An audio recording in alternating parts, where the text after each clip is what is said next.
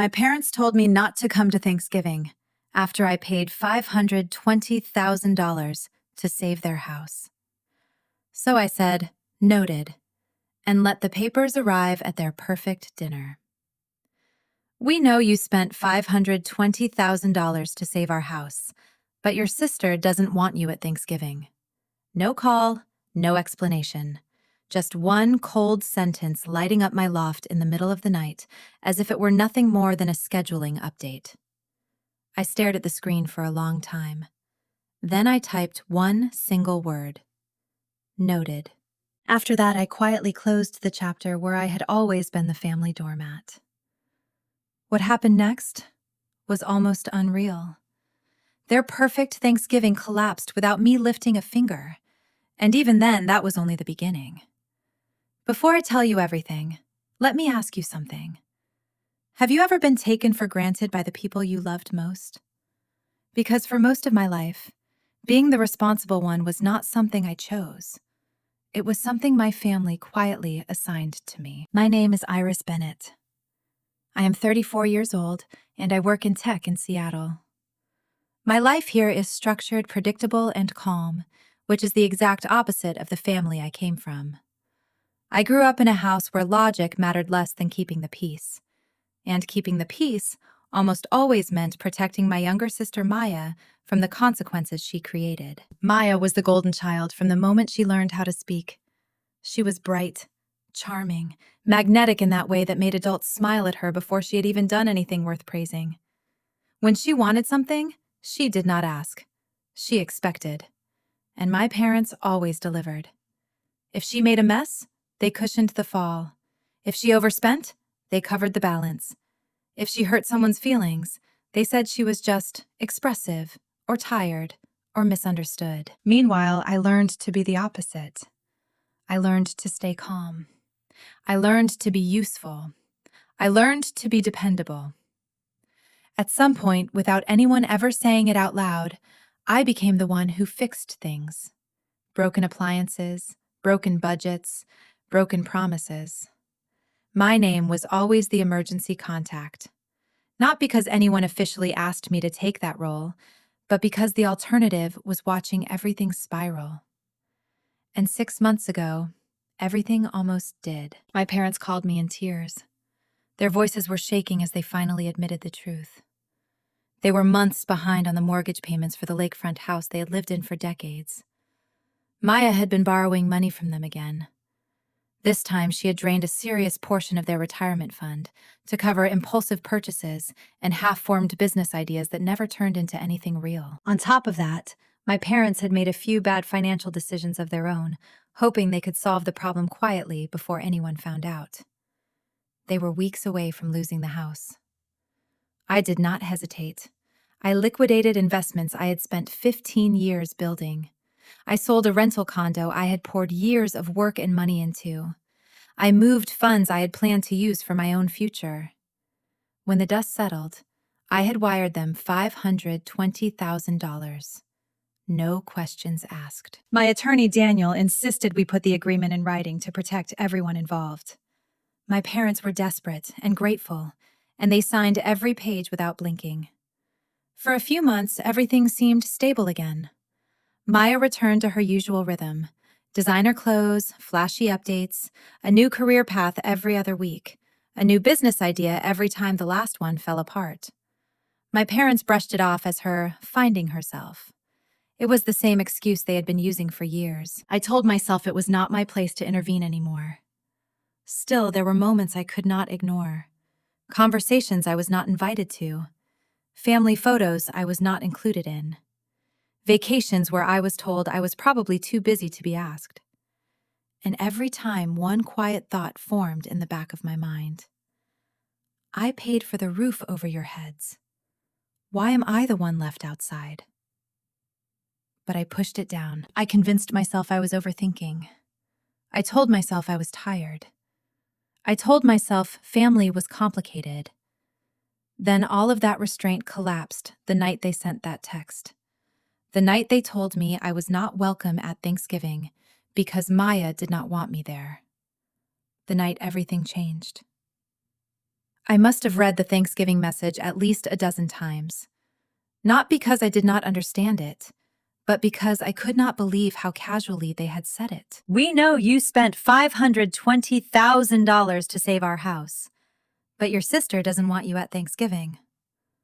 There was no apology, no offer to talk, no explanation that sounded even remotely human. It was simply a decision made without me, about me, and then delivered through a glowing screen at midnight. For a moment, I sat perfectly still. I waited for the familiar wave of excuses to rise inside me, the old habit of defending them, rationalizing their behavior, shrinking myself so Maya could stay comfortable. I waited for the guilt, the self-blame, the little voice whispering that they probably did not mean it that way. But this time, something else surfaced instead. A quietness. The kind of quiet that comes right before a storm breaks. Then my phone buzzed again. This time it was Maya. Her message was shorter, sharper, and almost bored. It's not personal. I just want a smooth evening. You can be intense. Let's grab lunch next week. Intense. I stared at that word until it blurred. I was not intense when I sold my rental property so our parents would not lose their home. I was not intense when I covered her credit card mess without airing it to the rest of the family. I was not intense when I drove 2 hours at midnight to pick her up after yet another business opportunity fell apart. But now I was intense because she did not want to deal with the existence of the one person she could not manipulate. I felt something unfamiliar climb up my spine. Clarity. I typed one word back. Noted. It was not angry. It was not sarcastic. It was not emotional. It was final. And for the first time in years, that single syllable did not feel like surrender. It felt like a boundary locking into place. It felt like choosing myself. I set my phone down and walked across my loft. The hardwood floor felt cool beneath my feet. In the corner of the room was a small safe, something I rarely touched unless I needed paperwork that mattered. I opened it and pulled out a simple folder. It looked thin, but in that moment, it felt heavy with meaning.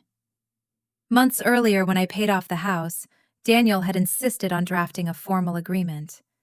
He said it was not about distrust. It was about protection. My parents had been emotional as they signed it. Their hands were shaking. They barely read the pages. They just kept clutching my hands and telling me I had saved them. Inside that folder were every signature, every clause, and every timeline, including the clause stating that they had 6 months to either buy the house back at market value or begin paying rent. 6 months. And Thanksgiving marked the final week. I ran my fingers along the edge of the papers. For years, my family had relied on one belief: that I would never push back, that I would always be the reliable one, the forgiving one, the easy one. But as I stood there with that folder in my hand, I realized something simple. They had mistaken my silence for acceptance. And this time, they were going to learn the difference. The folder felt heavier than paper should feel, maybe because it held every imbalance my family had trained me to accept. Every sacrifice I made quietly, every boundary I never set, every apology I accepted when I should have walked away. I carried it to my desk and laid it flat under the soft light of my loft. For years, I had convinced myself that if I stayed patient enough, reasonable enough, and generous enough, things would eventually shift. One day, my parents would see the difference between love and convenience. One day, Maya would have to grow up. One day, someone would look at what I had carried and say, that was too much. But staring at that agreement, something settled inside me. They already had all the proof they needed. They just chose not to look. I opened my laptop, the screen casting a pale glow across the room, and pulled up a digital folder labeled Records. Inside were months of quiet documentation, screenshots, payment confirmations, bills, bank statements showing transfers from my parents' accounts to cover Maya's spending patterns. I had not collected those files because I wanted to use them against anyone. I kept them because I was tired of being the only witness to the truth. As I scrolled through the files, the silence around me grew thick, almost electric. My phone buzzed once on the desk. Another message from Maya. I did not pick it up. Instead, I clicked Daniel's contact and called him. He answered on the second ring, his voice groggy. Iris, everything okay? No, I said calmly, but it will be. I need to start the process. There was a pause, then his voice sharpened. The house. Yes, I said. Send the notice before Thanksgiving. Another pause followed, longer this time, as if he were trying to understand whether I truly meant it. You're sure? I'm done being taken for granted, I replied. The words came out steadier than I felt, but once I said them, they felt right, solid, anchored. All right, Daniel said. I'll prepare everything in the morning. When the call ended, I let out a slow breath I had not realized I was holding. My loft felt different, lighter somehow, even though nothing around me had physically changed. The change was internal. It was the moment a boundary ignored for years finally took shape. I walked to the window and looked out at the city. Seattle stretched beneath me, lights scattered across the dark like small promises. Below, cars moved steadily along the streets. People were going home, living ordinary lives, unaware that mine had just shifted on its axis. Behind me, my phone vibrated again. This time it was from my mother. Sweetheart, don't be upset. This is just easier for your sister. We'll make it up to you later. Later. A word I had heard my entire life, a word that always meant never. I closed the message without replying. Thanksgiving was only days away. Maya was planning her flawless evening, the one where she would play hostess, bask in attention, and pretend the world revolved around her. My parents would orbit around her the way they always did, smoothing edges, protecting her image, ignoring every crack beneath the surface.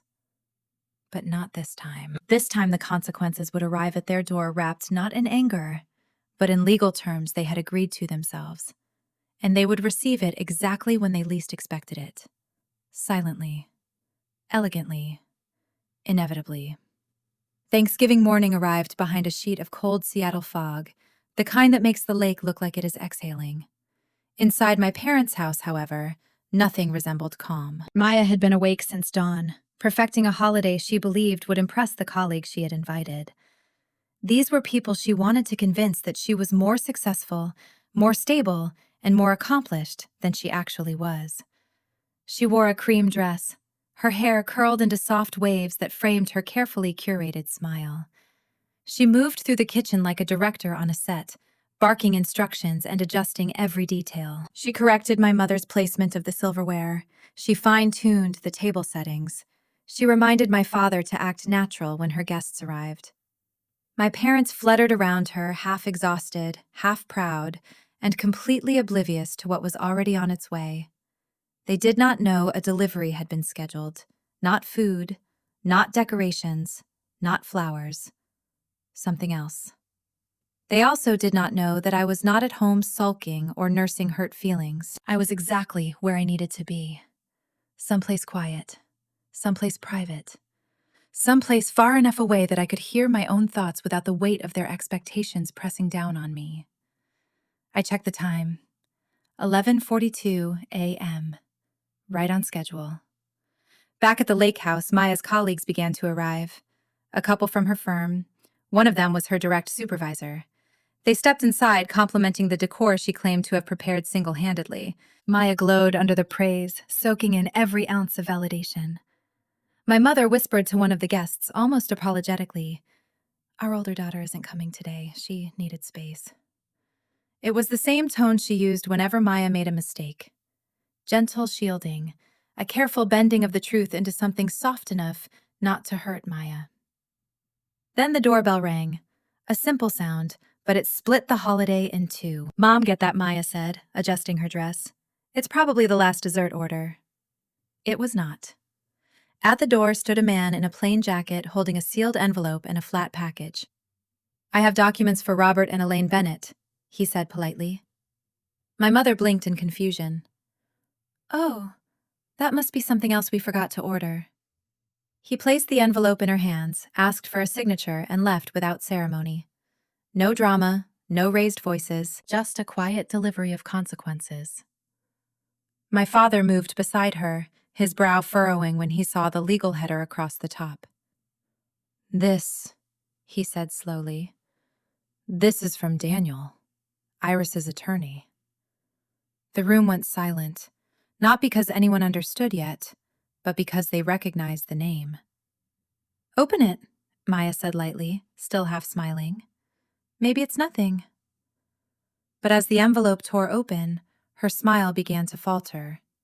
Inside were 3 sets of documents. A formal reminder of the agreement my parents had signed, a notice about the end of the 6-month grace period, and a summary outlining every payment bill and transfer that had been used to pull them out of financial ruin.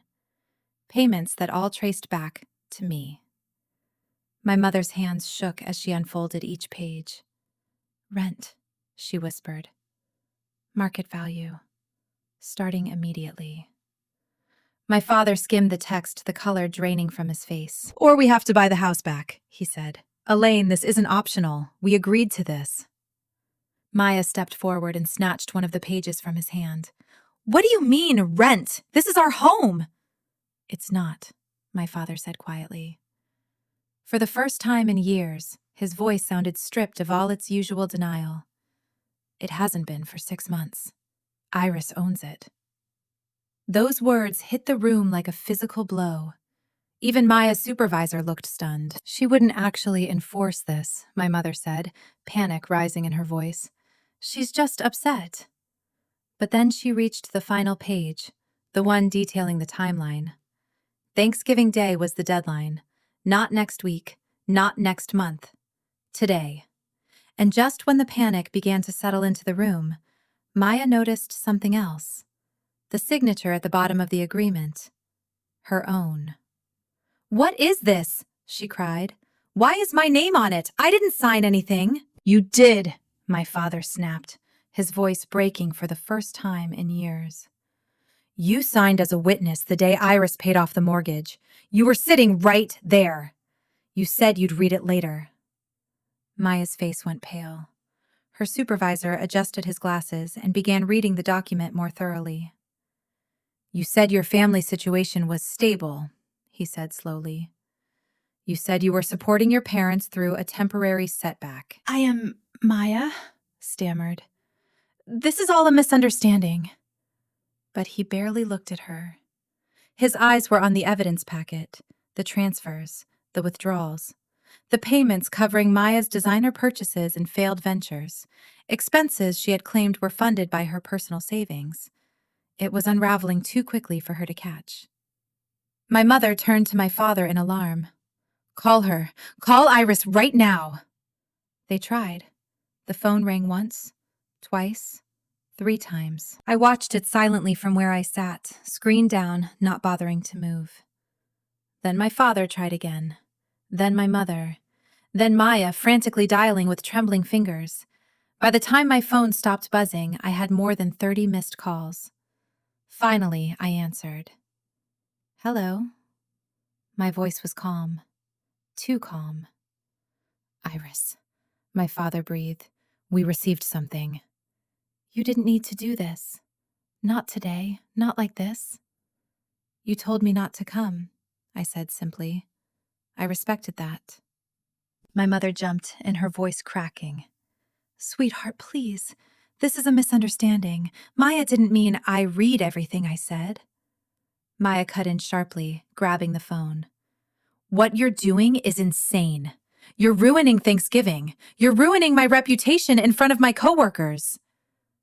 There it was. The truth. Not regret. Not apology. Embarrassment. This isn't about your reputation, I said. This is about accountability. Accountability, she snapped. You're punishing us. No, I replied. You punished yourselves. I'm simply enforcing what we all agreed to. For a moment, no one spoke. I could hear the clatter of dishes in the background, the quiet shock rippling through the room, the realization that the woman they had taken for granted had stopped playing her assigned role. My father finally exhaled, and it sounded like surrender. "What do we do now?" "You have two options," I said evenly. "Buy the house back, or begin paying rent." "This is impossible," Maya whispered. "You know we can't afford either." "You could," I said, "if you hadn't drained their accounts, used credit lines in their names, and pretended your expenses were investments." There was another silence. I imagined her supervisor's eyes widening, because by then, he had seen the evidence too. Maya's voice cracked. "You're doing this on purpose. You want to humiliate me." "I don't," I said quietly. "But I will no longer protect you from the truth." I let the words settle before continuing. "This Thanksgiving was meant to be your perfect day. Now you're facing everything you worked so hard to hide. That is what happens when real consequences arrive." I could feel all three of them holding their breath. Then I ended with the same steadiness I had practiced the night I read their text. "I'm done being taken for granted." Before anyone could speak again, I hung up. Across the lake, inside the house I now legally owned, the facade of a perfect family gathering had collapsed. Not because I fought, not because I yelled, not because I exposed them out of revenge, but because I finally stopped carrying the weight of their choices. In the days that followed, something shifted in my family that I had never seen before. Silence. Not the cold, punishing silence Maya used whenever she wanted attention. This was different. This was the silence of people finally forced to sit with the truth. Thanksgiving ended in fragments. Maya's colleagues left early, offering polite goodbyes that did not hide their discomfort. Her supervisor barely made eye contact as he stepped out the door, the evidence packet still fresh in his mind. Whatever image Maya had tried to project collapsed the moment those documents hit the table. My parents called again, this time not to plead. This time they asked questions they should have asked years ago. They had begun sorting through their finances and realizing how deeply Maya's spending had cut into their stability. Shock turned into shame, and shame turned into something quieter, heavier, and much harder to escape. Accountability. For the first time, they could not ignore the pattern. For the first time, they could not pretend it was all harmless. And for the first time, they did not ask me to fix it. I took long walks through Seattle that week, breathing air that felt clearer than anything I had inhaled in years. I was not angry anymore. I was not even exactly relieved. What I felt was something closer to balance, like the world had finally stopped tilting toward everyone else's needs. A week later, my father asked for a meeting. There were no excuses, no guilt-tripping, no attempt to make me feel cruel for standing up for myself. Just honesty. He admitted they had been blind. He admitted that relying on me had become too easy, too comfortable, too convenient. My mother apologized without wrapping it in love or sacrifice. She simply admitted they had failed to protect me while they were busy protecting Maya. They still did not know what would happen with the house. Neither did I. But for once, that uncertainty was not my burden to carry. For the first time in my adult life, everyone was finally living inside the consequences they had created. When my parents asked to meet again a week later, something in their voices sounded different, smaller, gentler, human, in a way I had not heard in years. They did not beg, they did not bargain, they simply acknowledged the truth. They had taken my loyalty for granted, and they were ready to rebuild without placing the weight back on my shoulders.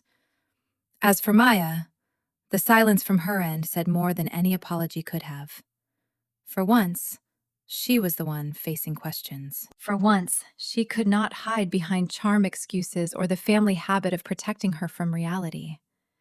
And as I stood there listening to my family speak honestly, I felt something I had not felt in a very long time.